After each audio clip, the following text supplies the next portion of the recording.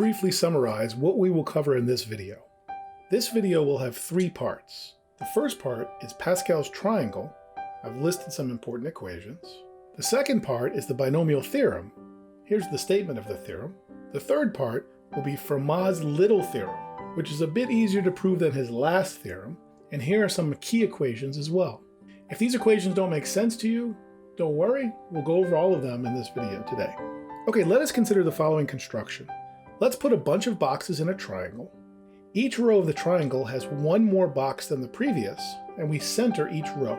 The first thing we do is we put a 1 in every box on the left and right edges, all the way down. Now, to get the numbers in the interior, we follow the rule that each box is the sum of the 2 boxes above it, one to the upper left and one to the upper right. We fill in the triangle using this rule. Notice there's no stopping us from making this triangle as large as we would like, but in the interest of space, we'll stop here.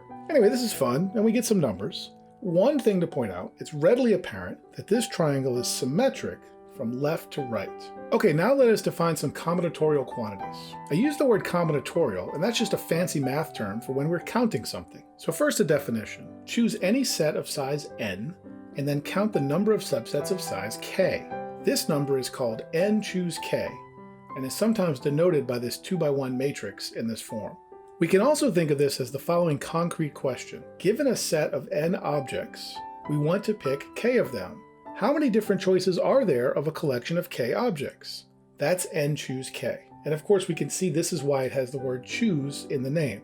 One concrete example. What is 5 choose 3? Well, we could just list out all the possible examples. Take our set to be the set 1, 2, 3, 4, 5. That has 5 elements. And now list all possible choices of 3 of these numbers. We do so here, and we can see empirically that this number is 10, and thus 5 choose 3 is 10. Another way of thinking this abstractly, however, is to think of all possible arrangements of these numbers or permutations. Imagine the following experiment on how we would choose 3 out of 5 objects. Let's make the rule that first we order the 5 objects in some manner, and then we take the first 3 and throw out the last 2. Here we have listed all possible permutations of the 5 objects, and we want to circle all the ones that are going to give us the set 2, 3, 4. Now remember, we are going to collect the first 3 and throw out the last 2. So in particular, we don't care what order the first 3 are in, if it's 2, 3, 4, or 4, 2, 3, or whatever. We also don't care what order the last 2 are in, because we're throwing them away anyway. Here we have boxed all sequences where the first 3 give us the set 2, 3, 4, and the last 2 give us the remaining numbers that we're going to throw away, 1 and 5. Note that there are 12 numbers boxed in this picture. Also note that there are 120 sequences in this picture. And if you don't believe me, you can count them. We'll get to that in a moment. In any case, notice that our choice 2, 3, 4 is repeated in 12 of these experiments. By symmetry, we would expect that any choice will be repeated 12 times in this diagram, and therefore there should be 120 divided by 12, which equals 10 different choices. This confirms our empirical observation from earlier. To formalize what we did here, let's first think about how many permutations there are for n objects. Think of it as a choice of the sequence in order. We can pick n objects in the first slot, then we can pick n-1 objects in the second slot. Remember that we're not repeating numbers here. Then we can pick n-2 objects in the next slot, and so on. Therefore, the total number of permutations of n objects is the number n times n-1 times n-2, all the way down to 2 times 1. We call that number n factorial. We can also define n factorial recursively, which is a useful formalism as well. Now back to 5 choose 3. We looked at all arrangements of the 5 numbers, and there are 5 factorial, which is 120 of those. We then divided by the number of rearrangements of the first 3 and the last 2, because we don't care what order those are in.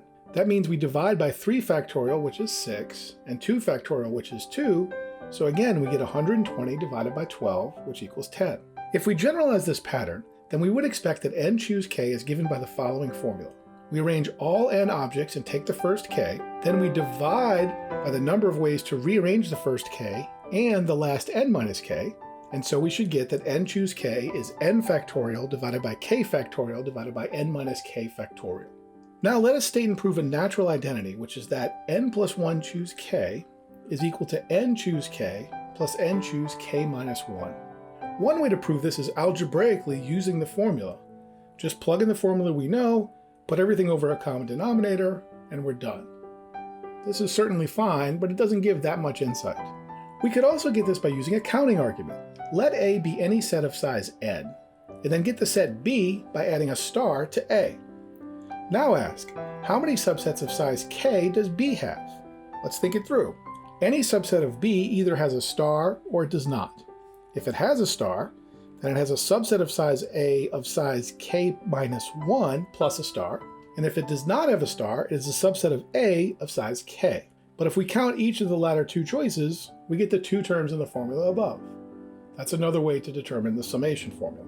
Okay, now let's do a similar construction to the earlier Pascal's triangle and fill it in the same manner, but now we use the n choose k's.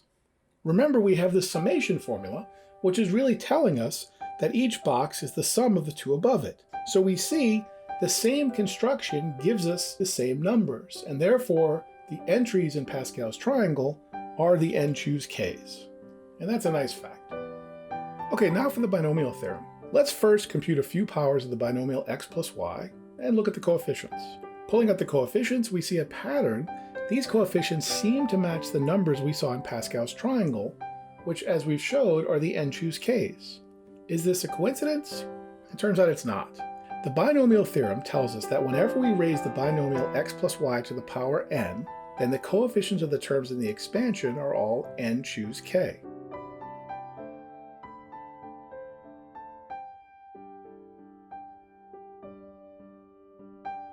Before we prove this, let us add some notation to make our lives easier. Let p of xy be any polynomial of x and y, which means, of course, that it is a linear combination of terms that look like x to the j times y to the k, with maybe some coefficient in front.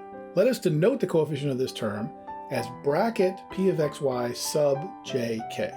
Remember, that is the coefficient of the term x to the j, y to the k in the polynomial p of xy. The binomial theorem asserts that the jk coefficient for x plus y to the n is n choose j, which also equals n choose k if j plus k equals n, and it's 0 if j plus k does not equal n. Note that for any polynomial, if we multiply it by x, then this shifts the j's by 1. For example, the jk coefficient of k times p of xy is the j minus 1 k coefficient of p. We get the same sort of formula for y. And now we can prove this theorem. It's not so bad now with this notation. Let's prove it by induction. First of all, the term n equals 1 is very easy to handle. It's just direct. Now assume the binomial theorem is true for n. Using our coefficient notation and the summation formula for above, we see, with a little bit of work, that the jk coefficient of x plus y to the n plus 1 is exactly n plus 1 choose j, and we are done. Okay, now for part 3, which is Fermat's little theorem. Let us first do the following experiment. Let's list all the powers 2 to the n, and consider the remainder modulo n, and we get what we see here.